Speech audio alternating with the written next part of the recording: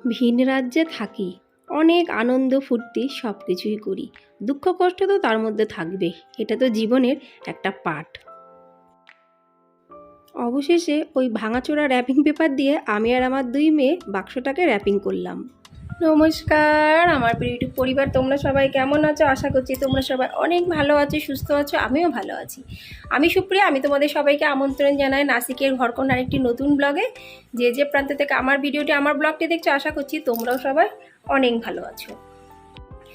এখন বাজে 7:20, ওই দেখে নাও 7:20 বাজে, 25 ছুঁই ছুঁই।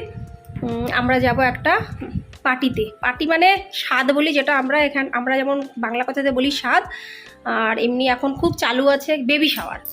এই কথাটা স্বাদ এখন কেউ বোঝে না, আর এখানে নন বেগুলারও তো স্বাদটা বোঝে না, এরা বেবি শাওয়ারটা আর গোদ ভরাই এটাই বলে। তাই এখানে গোদ ভরাই কিন্তু সে বিয়ের অনুষ্ঠানের মতন হয়। তো জানি না আজকে কেমন হবে, বড় হল বুক করেছে নেমন্তন্ন, আমরা রেডি হব। এই দেখো সবুজ পরি, এই শাড়িটা আমি অ্যামাজন থেকে নিয়েছিলাম, অনলাইন অ্যামাজন থেকে নিয়েছিলাম হঠাৎ করে। আর এই শাড়িটার দাম কত বলো তো? 500 থেকে 700 টাকার মধ্যে নিয়েছিল। শাড়িটা দুর্দান্ত শাড়ি, আর এটা সাউথ প্যাটার্নের শাড়ি। পাটটা দেখলে তোমরা বুঝতেই পেরে যাবে। তো যাই হোক, এবার আমি রেডি হতে লাগে আস্তে আস্তে, নাহলে লেট হয়ে যাব। কয়দিন আগে যে বউ ভাতে গেছিলাম তখন আমি পুরো লাল পরি হয়ে গেছিলাম, আর আজকে আমি হচ্ছি সবুজ পরি। কেমন লাগছে অবশ্যই কমেন্টসে জানিও। তা ভাবলাম আজ একটু সবুজ কালার পরি, কেন কি বন্ধুরা, এর পেছনে কারণ আছে।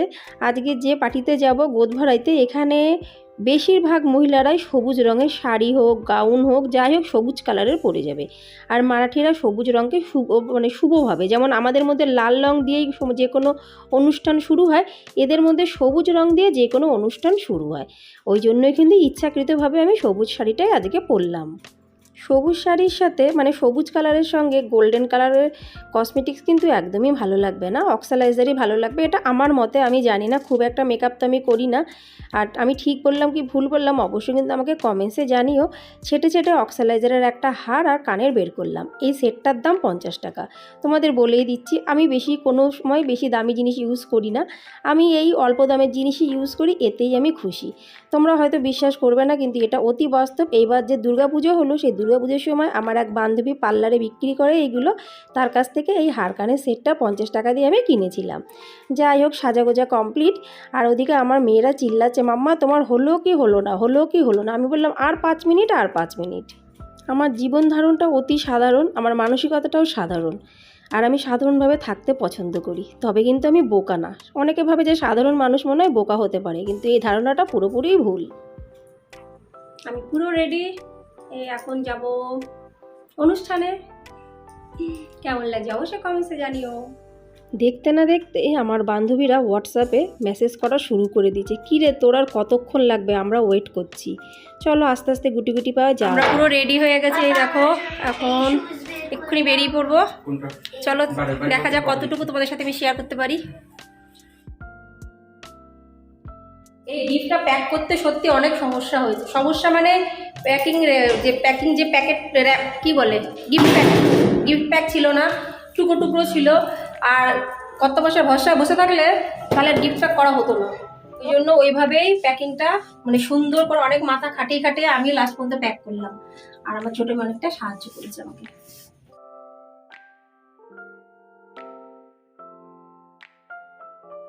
আমার বান্ধবীদের সাথে কথা হয়ে গেছে, ওরা মোটামুটি বেশিরভাগ সবাই বেরিয়ে গেছে, আমার একটু লেট হবে। নিচে এসে দেখি আমার কোনো বান্ধবীদের পাত্তাই নেই, কোনো টিক্কি খুঁজে পাচ্ছে না, ওরা ঠিক চলে গেছে সব কটা আমাকে ছেড়ে। আগে ওখানে যাই, তারপরে দেখাচ্ছি মজা।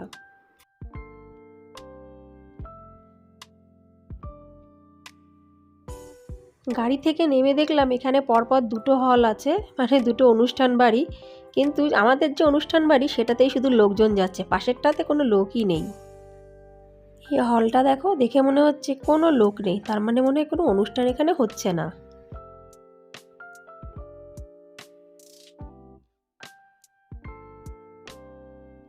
আমি তো হাঁটছি দিব্যি, দেখছি এদিক ওদিক তাকিয়ে কেউ আছে কি না, কেউ একটা মানুষ নেই। তাহলে কি প্রোগ্রাম শুরু হয়ে গেল? কেন কি আমাদের সবাইকে না সত্যি কথা বলতে 6টার মধ্যে আসতে বলেছিল, আর এখন বাজে প্রায় 8টা।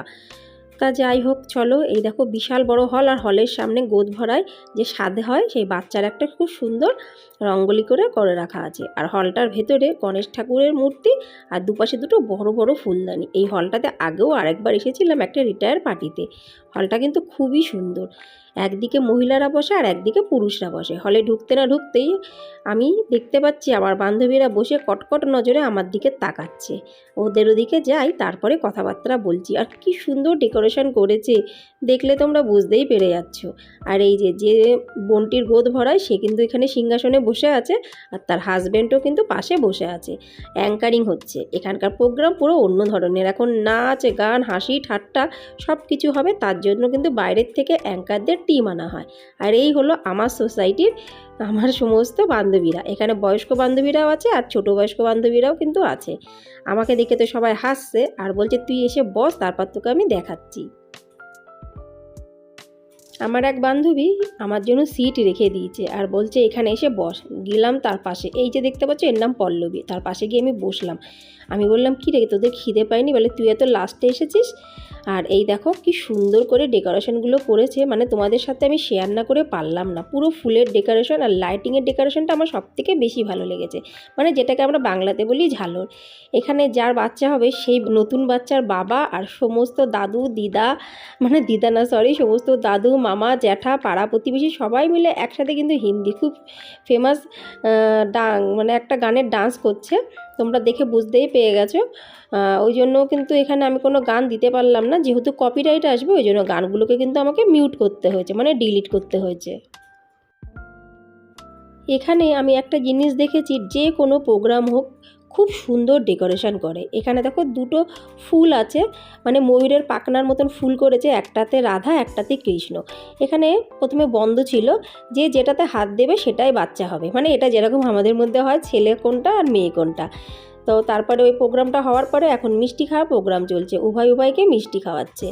দেখতে কিন্তু খুব সুন্দর লাগছে। কেমন লাগছে আজকে ভিডিওটি অবশ্যই আমাকে জানিও। আর এখন যারা নাচ করছে, যে মেয়ে মানে যে প্রেগনেন্ট তারই কাজিন সিস্টাররা, এরাও কিন্তু গ্রামে থাকে, গ্রাম থেকে এসছে আজকের ফাংশানের জন্য। ফাংশানটা কিন্তু বিশাল জমে উঠেছে। সমস্ত ফাংশানের নাচ গানের পর্ব শেষ, আর এখন হলো গোদ ভরার যে রিসেপশন পার্টি, যেটা মেন, সেটা কিন্তু শুরু হয়ে গেছে। সবার আগে যিনি শাশুড়ি মাতা, তাকে হলো বড় একটা নারকেল দিয়ে অনেকটা গম দিয়ে তাকে পুজো করলো, আরতি করলো, তাকে গিফট দিল। আর তারপরে এক এক করে সবাই আমরা দেবো, কিন্তু এখন আমরা যাব না, প্রচণ্ড পরিমাণে ভিড় ওইদিকে, একটু ভিড়টা কমুক তারপরে। তা যথারীতি লাইনে আমরা দাঁড়িয়ে পড়েছি। আর দেখো কি সুন্দর এক একটা টেবিলের মধ্যে খাবার দাবার। তা ভাবলাম এইসব খাবারগুলো তোমাদেরকে আমি একবার শেয়ার করি।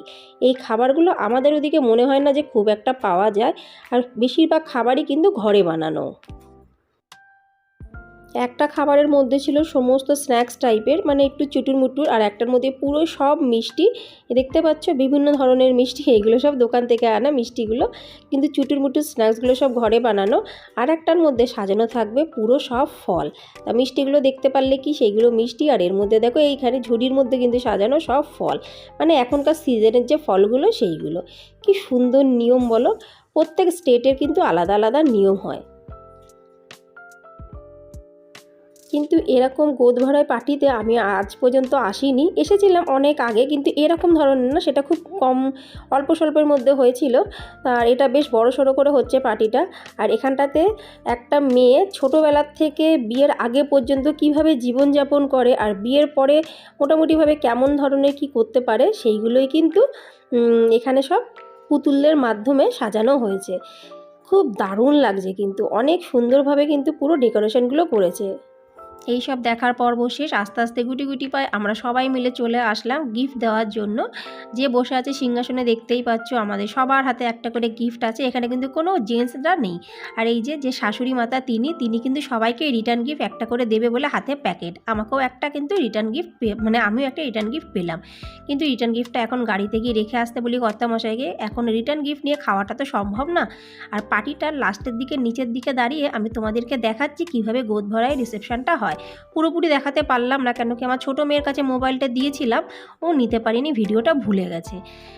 ওইদিকে গিফট দেওয়ার পরে চলে আসলাম যেখানে খাওয়ার হল, সেই হলে এসে আমি আমার কর্তামশাই মেয়েদের খুঁজছি। এখন আমরা সবাই এসেছি খাবারের লাইনে। এরকম এগুলো আমরা সবাই একসাথে কিন্তু থাকি একই জায়গাতে। এখানে কোনো অনুষ্ঠানে ননভেজ কিন্তু হয় না, পুরো দমে ভেজ। তা ভেজের মধ্যে অনেক ধরনের কিন্তু খাবার দাবার থাকে, যেগুলো আগে আমরা কিন্তু মানে আমি আমার কথাই বলছি, আমার আইডিয়া ছিল না। তা প্লেট ভর্তি করে সব রকম নিয়েছি, শুধু ডাল ছাড়া। আমার না ডাল খেতে বাইরে একদম ভালো লাগে না, যেহেতু ডালটা আমি প্রতিদিন ঘরে বানাই, সেই ডাল আবার বাইরে গিয়ে আমি কি খাবো। আর এখানে রুটি, ভাত আবার দুই ধরনের, একটা সাদা ভাত, একটা পোলাও মানে মশলা ভাত, পকোড়া, মানে এলাহি ব্যাপার, আমরাস মানে আম পাড়া যেটাকে বলা হয় সেটা, অনেক কিছু আছে। তার সাথে মিষ্টি আছে। মিষ্টি মানে হলো এখানে মুগ ডালের হালুয়া, নর্মাল মিষ্টি না। খাওয়া দাওয়ার পর বসে যে যার মতন গল্প করছে। আর ওই দেখো কর্নার আছে আইসক্রিমের স্টল, যতবার খুশি আইসক্রিম খাও, কিন্তু আমি খুব একটা খাবো না, একবারেতেই আমার যথেষ্ট। তা আমি খুঁজছি আমার বান্ধবীরা গেল কোথায়। আইসক্রিম খেতে খেতে আমি দেখছি আমার বান্ধবীরা খাওয়া দাওয়ার পরে গেছে স্ট্যাটাস খেতে, যেটা প্রথমে খাওয়া উচিত ছিল সেটা এখন পরে খাওয়া হচ্ছে, কিন্তু কিছুই না, ছাড়বো তো না কিছুই। ওরাও যখন খাচ্ছে আমিও খেতে চলে আসলাম। আমার না এই মানচাও স্যুপ খেতে খুব ভালো লাগে, নুডলসওয়ালা, কিন্তু এখন পেটটা ভরা, তাই স্যুপ আমি খাবো না। আমি চলে গেলাম ফুচকার লাইনে। ফুচকাগুলো এই যে দেখতে পাচ্ছ, ভাবিরা সব দাঁড়িয়ে আছে, বলছে তুই এত লেটে আসলি কেন, আমাদের খাওয়া শুরু হয়ে গেছে। আমি বললাম কোনো ব্যাপার না, আমিও এখনই খাওয়া শুরু করে দিচ্ছি। 4-5টা ফুচকা দাঁড়িয়ে দাঁড়িয়ে আমিও খেয়ে নিলাম। আমার এই বান্ধবীর টিম ফুচকা খেলো, তারপরে আবার আসলো আরেকবার আইসক্রিম খেতে, মানে চিন্তা করো। কিন্তু আমি কিন্তু আর আইসক্রিম খাইনি, ওই একবারই খেয়েছি। তারপরে আমরা সবাই মিলে একটু ফটো তুললাম, একটু গল্প করলাম, আনন্দ করলাম। এই যে ঘরটা দেখাচ্ছি, এখানেও দেখো, এখানেও একটা এরকম হল মতন করা আছে। এখানে হলদি কুমকুম হয়, মানে যে হলদি মাখানো হয়, সেই হলদি প্রোগ্রামটা এখানে করা হয়, ওই জন্য পুরো হলুদ হলুদ কাপড় দিয়ে পুরো ভরা। এই দেখো, দেখে নাও কি সুন্দর লাগছে না। খাওয়া দাওয়ার পর্ব, গল্প সব শেষ হয়ে গেছে, এখন আমরা এক এক করে যাচ্ছি যে যার বাড়িতে। খুব মজা হলো, অনেক খাওয়া দাওয়া করলাম, কিন্তু এখানকার খাওয়া দাওয়া কিন্তু পুরোটাই আলাদা। খালিরা দেখলে অবশ্য মনে হয় তোমরা বুঝতে পেরেছো। যে যার মতন এখন চলে যাচ্ছে ঘরে। সবাই কিন্তু আমরা একই সোসাইটিতেই থাকি, সবাই এক জায়গায় থাকি। আমার মেয়েরা গেছে তার বান্ধবীর সাথে বসতে, কেন কি আমরা তো সবাই একই সোসাইটির, সব এই ওর গাড়িতে করে এসেছে, সেইভাবে এখন যাচ্ছে। এই দেখো বন্ধুরা, চলে আসলাম আমি। আগেই তোমাদের সাথে আমি এটা শেয়ার করে দিই কি পাওয়া গেল। এই যে গিফট প্যাকের মধ্যে পাওয়া গেছে একটা মূর্তি।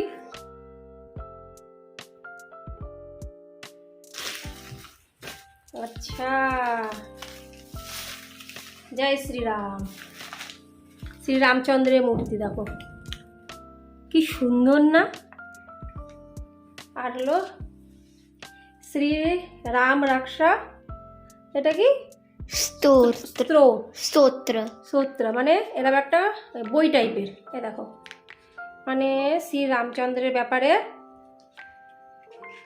গ্রন্থ, যেগুলোকে বলা হয় গ্রন্থ, পুঁথি, সেই এগুলো কিন্তু আজকাল দেখা যায় না। তাহলে এই দুটো জিনিস রিটার্ন গিফটে পাওয়া গেছে, সত্যি খুব ভালো লাগলো। আর এখানে যে কোনো অকেশন, বিয়ে হোক, গোদ ভাড়াই হোক, রিটার্ন গিফট কিন্তু পাওয়া যাবেই যাবে। আর তাহলে বন্ধুরা আজকের এই ভিডিওটি এখানে সমাপ্ত করছি।